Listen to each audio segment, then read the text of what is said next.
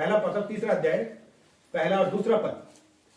हे पत्नियों, हाँ, तुम भी अपने पति के अधीन रहो, इसलिए कि यदि इनमें से कोई ऐसे हों जो वचन को ना मानते हों, तो भी तुम्हारे भय सहित पवित्र चाल चलन को देखकर बिना वचन के अपनी अपनी पत्नी के चाल चलन के द्वारा खिंच जाएं।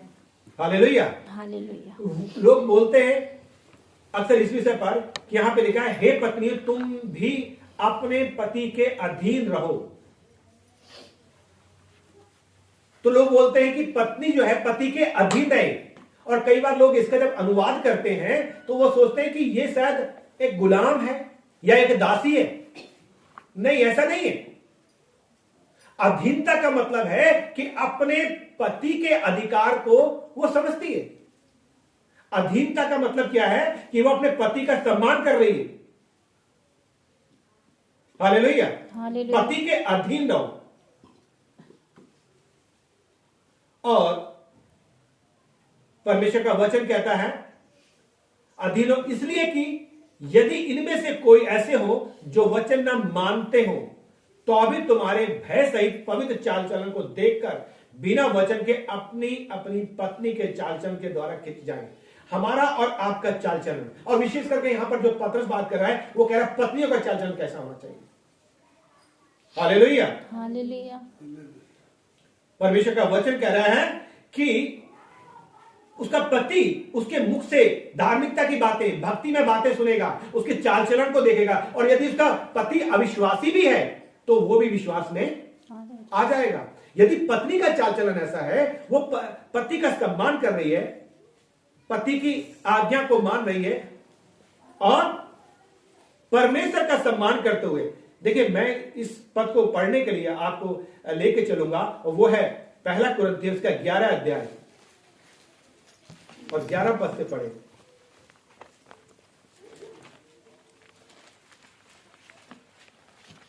तो भी प्रभु में ना तो स्त्री बिना पुरुष और ना स्त्री बिना स्त्री के है। देखिए परमेश्वर ने यहां पर अधिकार दिया कि पत्नियों अपने पति के अधीन रहो, लेकिन इसका मतलब यह नहीं कि वो दास है या वो गुलाम है। इसका मतलब क्या है, वो सम्मान करके, क्योंकि यह अधिकार परमेश्वर ने दिया है, क्योंकि परमेश्वर ने मनुष्य को अपने स्वरूप में सृजा है। हालेलुया। आगे हम पढ़ेंगे इस विषय पर। यहां पे लिखा है दूसरा पद, दूसरा पद से हम पढ़ेंगे, पहला कुरिन्थियों 11 अध्याय दूसरे पद से पढ़िए दोस्त। हे भाइयों, हाँ, हे भाइयों, मैं तुम्हें सराहता हूँ कि सब बातों में तुम मुझे स्मरण करते हो, और जो परंपराएं मैंने तुम्हें सौंपी हैं उनका पालन करते हो। परंतु मैं चाहता हूँ कि तुम यह जान लो कि हर एक पुरुष का सिर मसीह है। हर एक पुरुष का सिर क्या है? मसीह है। मसीह है। हर एक पुरुष का सिर क्या है? Main part. हालेलुया। मेन हिस्सा है, बॉडी का जो मेन हिस्सा है, जो पूरे शरीर का संचालन करता है, और वो है हमारा सिर। वचन कह रहा है कि हर एक पुरुष का सिर मसीह है, और स्त्री का सिर पुरुष है, और स्त्री का सिर क्या है? पुरुष है, और मसीह का सिर परमेश्वर है, और मसीह का सिर परमेश्वर है। हर एक पुरुष का सिर क्या है? मसीह का है, और स्त्री का सिर क्या है? पुरुष है। तो यानी कि जो पुरुष है उसका सम्मान करना चाहिए, क्योंकि पुरुष का जो सिर है वो कौन है? परमेश्वर का वचन। पुरुष का सिर क्या है? मसीह है। हालेलुया। और स्त्री का सिर पुरुष है, तो इसलिए स्त्री को चाहिए कि वो उसका सम्मान करे। हालेलुया। और आगे पढ़े चौथा। हाँ, जो पुरुष सिर ढांक के हुए प्रार्थना या भविष्यवाणी करता है वह अपने सिर का अपमान करता है, परंतु जो स्त्री उघाड़े सिर प्रार्थना या भविष्यवाणी करती है वह अपने सिर का अपमान करती है, क्योंकि वह मुंडी होने के बराबर है। देखिए यहां पर मुंडी का मतलब है गंजी, ठीक है, क्योंकि कुरिन्थियन जो शहर था वो वहां पर एक देवी थी जिसका के नाम था एफ्रोडाइट, जिसका मतलब था वासना की देवी। और यहां पर जो था वैसे वृत्ति के लिए देवदासियों का अनुष्ठान किया जाता था। देवदासियां होती थी जो उसमें रहती थी, मंदिर में जो पूजा का काम करती थी,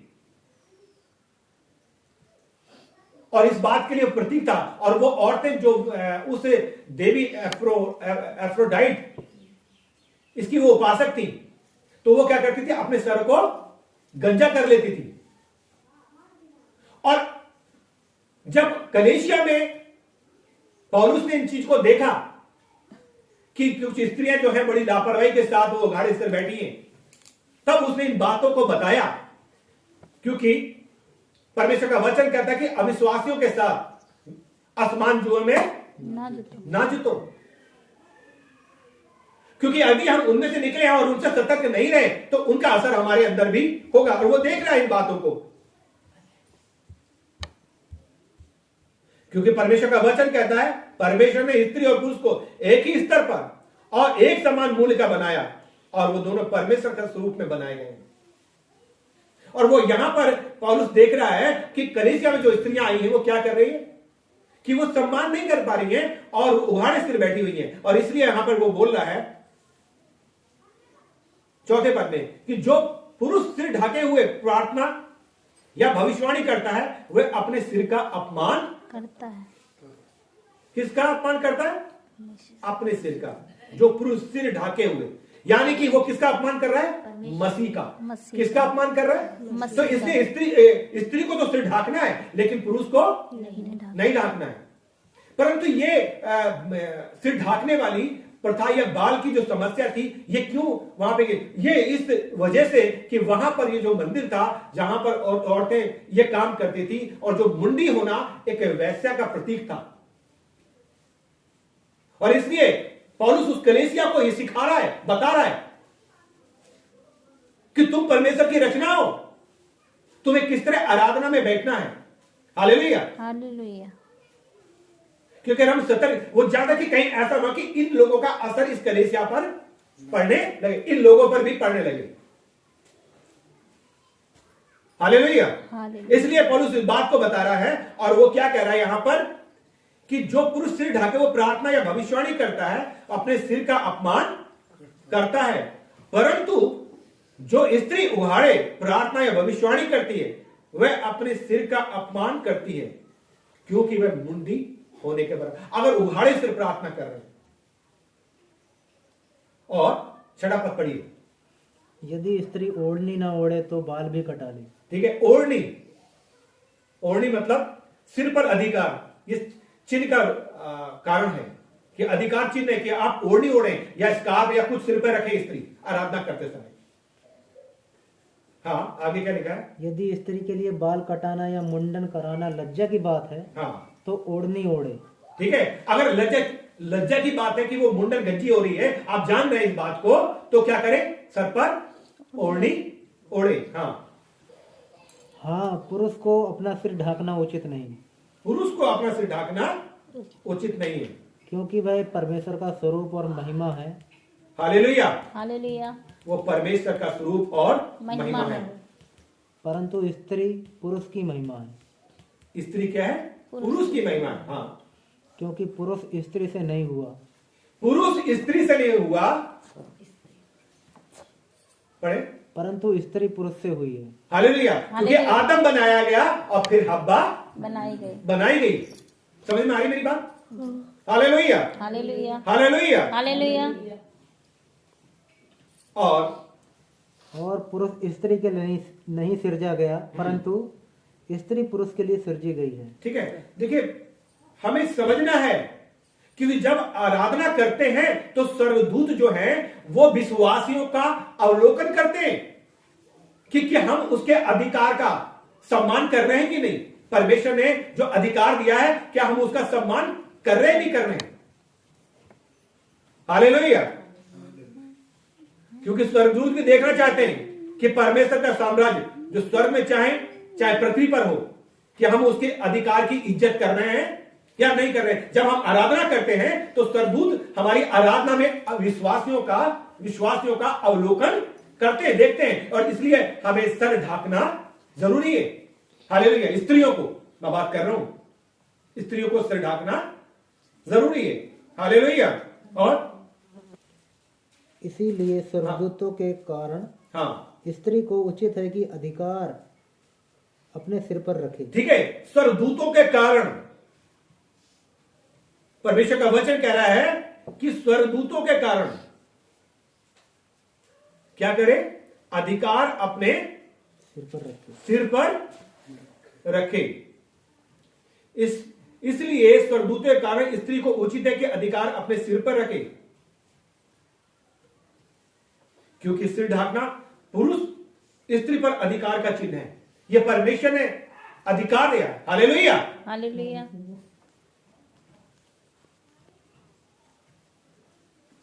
और जो स्त्री सिर नहीं ढाकती है तो वो परमेश्वर के अधिकार की अवहेलना समझ रहे हैं मेरी बात? आमीन। आमीन। और इसलिए हम क्या करते हैं? स्वर्गदूतों को ठेस पहुंचाना है, क्योंकि जो स्वर्गदूत है कलीसिया में विश्वासियों की आराधना में अवलोकन करते, देखते हैं कि कौन स्त्री जो है उसका सम्मान। आमीन, आमीन, आमीन, आमीन। सिर ढाकना। हालेलुया। अगला पद पढ़े।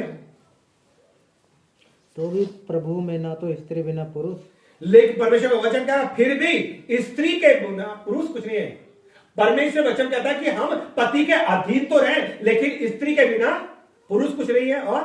और ना पुरुष बिना स्त्री के है, ना पुरुष बिना स्त्री के, ना पुरुष बिना स्त्री के, क्योंकि ये दोनों पूरक है। परमेश्वर ने आदम को भी बनाया और उसके लिए हव्वा को भी बनाया। हालेलुया। और क्योंकि जैसे स्त्री पुरुष से है, हाँ, वैसे ही पुरुष स्त्री के द्वारा है। हालेलुया। जैसे स्त्री पुरुष से है वैसे ही पुरुष भी स्त्री से है। हालेलुया। और परंतु सब वस्तुएं परमेश्वर से हैं। लेकिन ये सब का कारण क्या है? कि जब परमेश्वर ने हमें अधिकार दिया, परमेश्वर ने हमें ये कहा गया है क्या क्या करना है? जो स्त्रियां हैं कलीसिया में कैसे बैठे, और जो अधिकार दिया गया है कि हम अपनी क्या करें? पति के अधीन रहें। तो हमें अपने पति के अधीन रहना चाहिए। अगर हमारा पति विश्वासी नहीं है, अविश्वासी है, और हम विश्वासी हैं, तो हम सोचे कि नहीं, हम उसकी बात नहीं, फिर भी हमें उसका सम्मान देना है, क्योंकि हमारा चाल चलन, हमारा व्यवहार भक्ति में होगा, पवित्र होगा, तो हमारे चाल चलन से, हमारे व्यवहार से हमारा पति भी प्रभु के पास आ जाएगा। देखिए, जो स्त्रियां ना अपने पति का सम्मान करती हैं, वो सारा की बेटियां कहलाती हैं, क्योंकि सारा भी अब्राहम को स्वामी कह के बुलाती थी। वचन तो यह कहता है कि स्त्रियों को जो सीखना है वो अपने पतियों से सीखें। लेकिन हाँ, अगर वो जानते परमेश्वर ने बराबर वरदान दिए, परमेश्वर वो भी बराबर आशीष की वारिस है स्त्री। ऐसा नहीं कि प्रभु ने अलग अलग कहा है, वो भी वारिस है। हालेलुया। लेकिन यदि वो अपने परिवार में आराधना कर रही है तो सर ढाक के करे, अपने पति का सम्मान कर रही है और परमेश्वर का सम्मान कर रही है। वो अगर कोई बपतिस्मा पाया हुआ व्यक्ति है, भाई लोग हैं, आप उनके साथ बैठ के प्रार्थना करें, तब भी आपका सिर ढका होना चाहिए। यह बताता है कि आप परमेश्वर का सम्मान कर रही हैं और आप अपने पति का सम्मान कर रही हैं। हालेलुया। क्योंकि वचन स्पष्ट बताता है क्या? कि स्त्री का सिर पुरुष है और पुरुष का सिर मसीह है। तो आप अपने पति का सम्मान कर रही है, इसका मतलब आप प्रभु का सम्मान कर रही है। आपको इस चीज को समझना है। हालेलुया। हालेलुया। आगे पढ़े, क्या लिखा है? तुम आप ही विचार करो, तुम आप ही विचार करो, क्या स्त्री को उघाड़े सिर परमेश्वर से प्रार्थना करना शोभा देता है? क्या स्त्री को उघाड़े सिर प्रार्थना करना शोभा देता है? क्या स्वाभाविक रीति से भी तुम नहीं जानते कि यदि पुरुष लंबे बाल रखे तो उसके लिए अपमान है?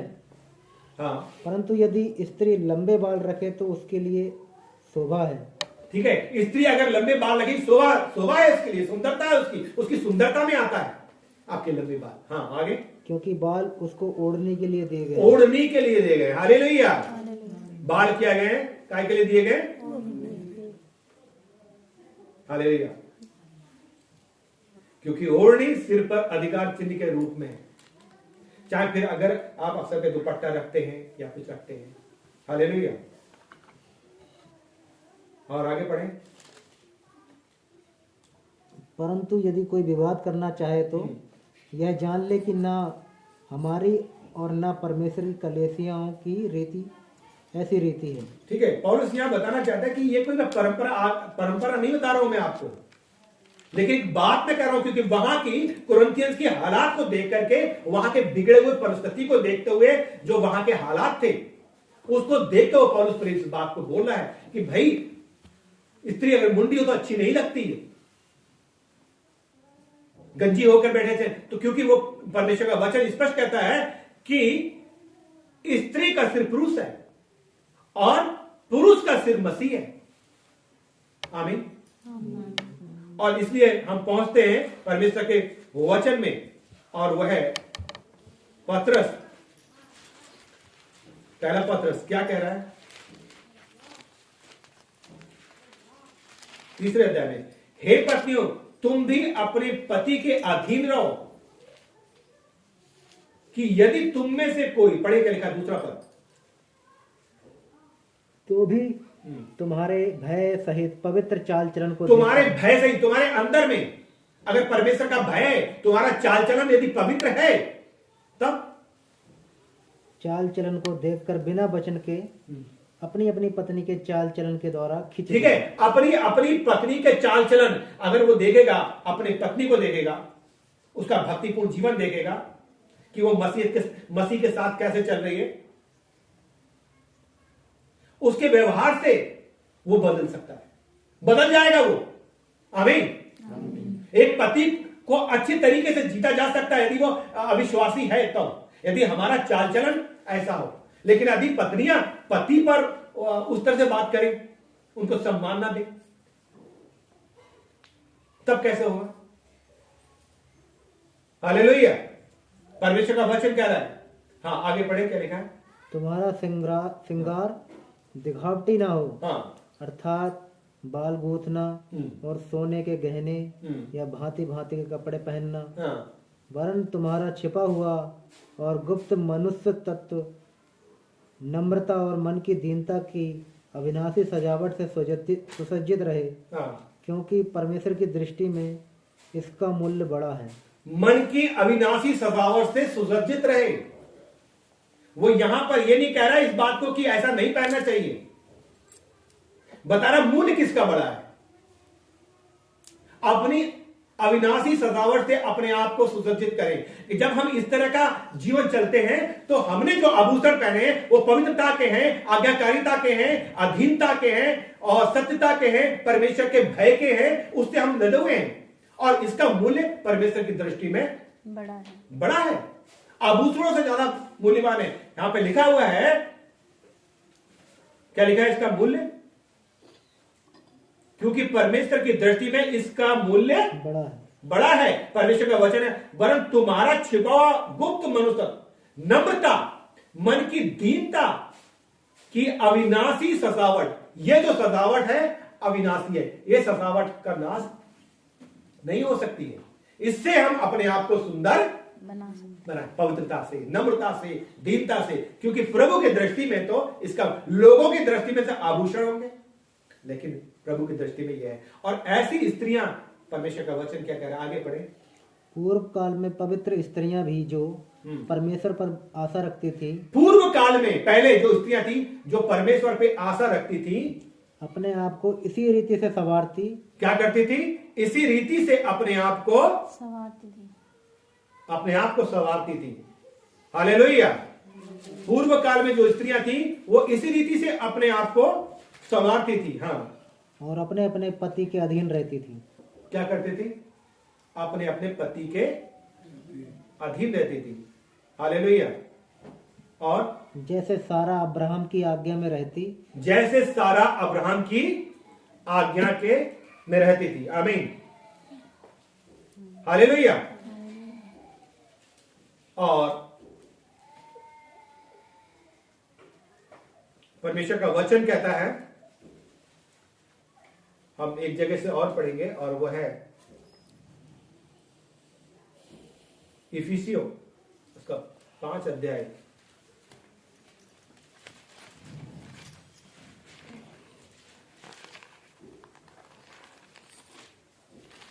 22 पद में। हे पत्नियों, अपने अपने पति के ऐसे अधीन रहो जैसे प्रभु के। कैसे अधीन रहना है? जैसे प्रभु के। हाँ, क्योंकि पति पत्नी का सिर है। हाँ, जैसे कि मसीह कलीसिया का सिर है। मसीह जैसे कलीसिया का सिर है। हाँ, और स्वयं ही देह का उद्धार करता है। मसीह स्वयं ही देह का उद्धार करता है, यानी कलीसिया को उद्धार देने वाला कौन है? मसीह है। हाँ, पर जैसे कलीसिया मसीह के अधीन है, हाँ, वैसे ही पत्नियां भी हर बात में अपने अपने पति के अधीन रहे। हाँ, और आगे हे पतियों, हाँ, अपनी अपनी पत्नी से हाँ, प्रेम रखो, जैसा मसीह ने भी कलीसिया से प्रेम करके अपने आप को उसके लिए दे दिया। हालेलुया। हालेलुया। अधीनता का मतलब है परस्पर अपने पति का इज्जत करना, सम्मान करना और उससे प्रेम करना। ये मतलब है अधीनता का। अधीनता का मतलब ये नहीं है कि हम बिल्कुल पत्नी को एक गुलाम के जैसा नहीं, प्रेम करना, आदर करना। मतलब पतियों का अगर पत्नी अधीन रह रही है तो इसका मतलब है कि वो अपने पति का आदर कर रही है, उसका सम्मान कर रही है। अब ये नहीं पता लगा कोई बैठे पड़े उसमें लगे हुए, नहीं नहीं अपने चला रहे, पति का कोई सम्मान नहीं। वचन के हिसाब वचन ये कह रहा है क्या कि हम उसके अधीन है, उनका आदर करें। हालेलुया। जैसे मसीह का किया जाता है। अधीनता पारस्परिक और परमेश्वर के प्रति आदर पर आधारित है कि हम क्या कर रहे हैं, एक दूसरे का आदर करते हैं। और कि उसको वचन के द्वारा जल के स्नान से शुद्ध करके पवित्र बनाए। ठीक है, 22 पद कहता है, हे पतियों, अपनी अपनी पत्नी से प्रेम रखो जैसा मसीह ने भी कलीसिया से प्रेम रखा। पतियों के लिए भी है कि वो अपनी पत्नी से ऐसा प्रेम रखें। आमीन। आमीन। जैसा मसीह ने कलीसिया से प्रेम किया, और उस प्रेम के लिए उसने क्या किया? पढ़ें, दे दिया 26 पद कि उसको वचन के द्वारा हाँ, जल के स्नान से शुद्ध करके पवित्र बनाए। हाँ, और उसे एक ऐसी तेजस्वी कलीसिया बनाकर अपने पास खड़ी करे जिसमें ना कलंक, ना झुर्री, ना कोई और ऐसी वस्तु हो, वरन पवित्र और निर्दोष हो। ठीक है, मसीह चाहता है कि हम पवित्र और निर्दोष हो, इसलिए वो ऐसी कलीसिया चाहता है। हालेलुया। और इसी प्रकार उचित है कि पति अपनी अपनी पत्नी से अपनी देह के समान प्रेम रखे। जैसे वो अपनी देह से प्रेम करता है, वैसे ही वो किससे प्रेम करे? अपनी पत्नी से। हालेलुया। क्योंकि लिखा है, इस प्रकार उचित है कि पति अपनी अपनी पत्नी से अपनी देह के समान प्रेम रखे। जो अपनी पत्नी से प्रेम रखता है वह अपने आप से प्रेम रखता है। हालेलुया। हालेलुया। और आगे पढ़े। क्योंकि किसी ने कभी अपने शरीर से बैर नहीं रखा, हाँ, वरन उसका पालन पोषण करता है, जैसा मसीह भी कलीसिया के साथ करता है, इसलिए कि हम उसकी देह के अंग हैं। आमीन। और इस कारण मनुष्य अपने माता पिता को छोड़कर अपनी पत्नी से मिला रहेगा और वे दोनों एक तन होंगे। देखिए, परमेश्वर का वचन कह रहा है कि वो इस कारण अपनी क्या करेगा? माता पिता को छोड़ करके, क्या लिखा है? अपनी पत्नी से मिला रहेगा। अपनी पत्नी से मिला रहेगा और वे दोनों एक तन होंगे। ठीक है, यही बात अक्सर लोगों को हजम नहीं होती है। क्योंकि जब सपोज मैं हूं और मेरी पत्नी, हमारा एक परिवार है, लेकिन अगर मैं अपने बेटे की शादी कर देता हूं तो मेरे बेटे की पत्नी, उसका भी एक परिवार हो जाते हैं। तो कई बार परिवारों में इस बात को लेकर के भी मैंने देखा है, बहुत से लोगों में प्रॉब्लम होता है कि सास कहती है कि मेरा बेटा तूने छीन लिया है, कि मेरे घर पे तूने कब्जा कर लिया है, कि मेरा बेटा तूने ले लिया है। और इस बात को लेकर के जब कहीं कहीं नई शादी होती है ना, जब बच्चों की, कई परिवारों में देखा है, तो वो इस बात को लेकर झगड़ा होने लगता है। परमेश्वर का। और वो इस बात को, मैंने एक स्त्री के बारे में जानता हूं, जब वचन पढ़ने की बात आती है, अगर कभी जिक्र हो तो वो इस पद को कभी नहीं पढ़ती है, कहती बस ये वाला पद मत पढ़ना, बाकी सारे पद पढ़ना। क्यों? उनका एक परिवार है, मेरी पत्नी का परिवार है, मेरे बेटे और मेरी बहू का भी एक क्या है, परिवार है। आमीन, हालेलुया। तो जब सास ये सोचने लगे कि मैं भी कभी बहू थी, और बहू भी सोच ले मैं भी कभी सास बनूंगी, बहू सोचे मैं कभी सास बनूंगी, और सास सोचे मैं भी कभी बहू थी, तो ये झगड़े कभी नहीं होंगे। हालेलुया। मेरा बेटा छीन लिया, ऐसा हो गया, वैसा हो गया, ये लफड़े परिवारों में होते हैं, क्योंकि वो एक परिवार है, वो एक परिवार बन गया। जब आपने शादी कर दी तो उसकी पत्नी हो गई और वो एक परिवार हो गया। परमेश्वर का वचन स्पष्ट करता है इस बात को हम स्वीकार नहीं करते। हालेलुया। तो परमेश्वर का वचन कहता है कि हम क्या करें, अपने पति के अधीन रहें, मतलब उसका आदर करें, उसका सम्मान करें।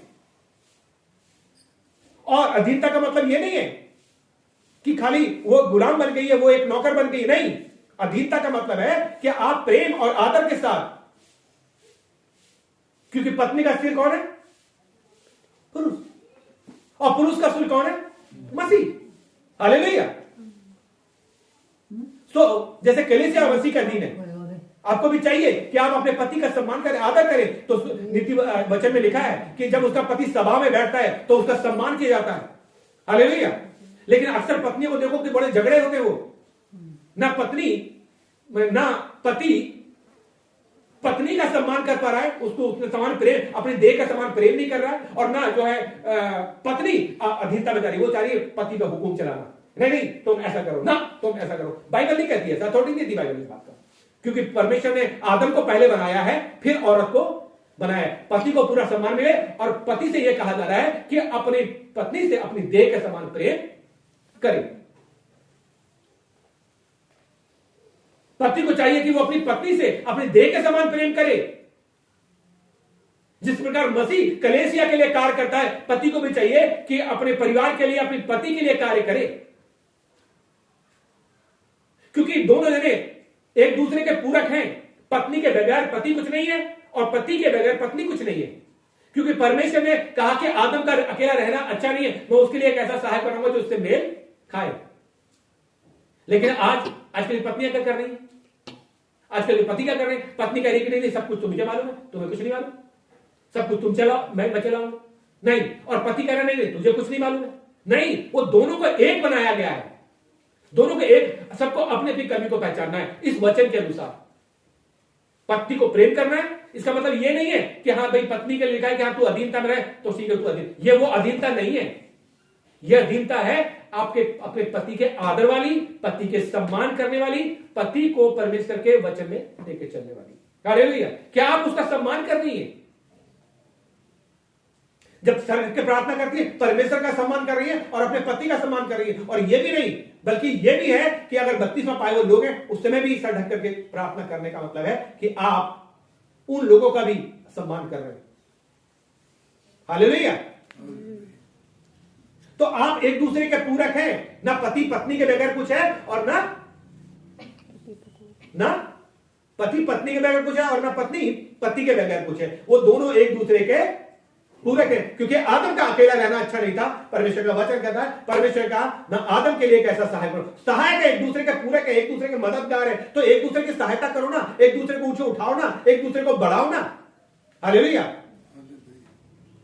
यदि आपका पति अविश्वासी है तो खाली पति के ऊपर भी नहीं है, यदि आपकी पत्नी अविश्वासी है तो हमारा भी ऐसा चाल चलन, पति का भी ऐसा चाल चलन हो कि हमारे व्यवहार से, हमारी बातों से जो है हमारी पत्नियां प्रभु के पास आए। पवित्र चाल चलन होना चाहिए, नम्रता और दीनता हमारे अंदर होना चाहिए कि हमारा भक्ति में जीवन हो। हालेलुया। पति भी बदलेगा, लड़ाई झगड़े से नहीं बदलेगा पति, कलेश से पति नहीं बदलेगा, ना पत्नी बदलेगी। वो क्या वचन देखो ना, वचन क्या कह रहा है। हमारे पास तो वचन है, परमेश्वर का वचन कहता है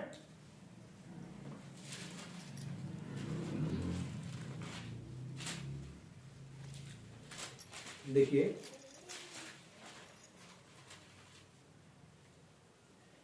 क्योंकि इसमें लिखा है पहला कुरिन्थियों 11 के 11 पद में, तो भी प्रभु में ना तो स्त्री बिना पुरुष और ना पुरुष बिना स्त्री के है, क्योंकि जैसे स्त्री पुरुष से है वैसे पुरुष भी स्त्री के द्वारा, परंतु सब वस्तुएं परमेश्वर से हैं। कि हमारे व्यवहार से, हमारे जीवन से किसको महिमा मिलनी चाहिए?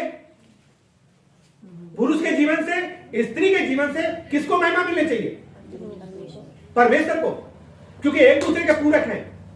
तो हमारा चाल चलन, हमारा व्यवहार इस प्रकार का होना चाहिए। हालेलुया। लेकिन कैसा है यह हम अपने आप से पूछें, अपने आप को जानें।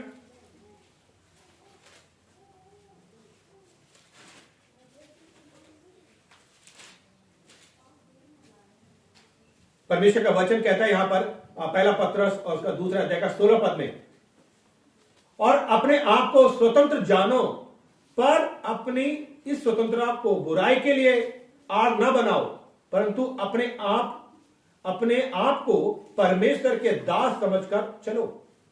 हमारा चाल चलना ऐसे, हम परमेश्वर के दास हैं, परमेश्वर की दासियां हैं। हालेलुया। सो परमेश्वर इस वचनों के द्वारा हमें आशीष दे कि हम अपने आप को जांचें, क्योंकि सचमुच परमेश्वर का वचन हमें ये बातों को सिखाता है। परमेश्वर का वचन कहता है कि पूर्व काल में स्त्रियां भी ऐसा ही करती थी, लिखा है, और पूर्व काल में पवित्र स्त्रियां जो परमेश्वर पर आशा रखती थी अपने आप को इसी रीति से संवारती और अपने पति के अधीन रहती थी, जैसे सारा अब्राहम की आज्ञा में रहती थी और उसे स्वामी कहती थी। सो तुम भी यदि भलाई करो और किसी प्रकार के भय से भयभीत ना हो तो उसकी बेटियां ठहरोगी। हालेलुया। परमेश्वर इस वचन के द्वारा आपका जय मसीह।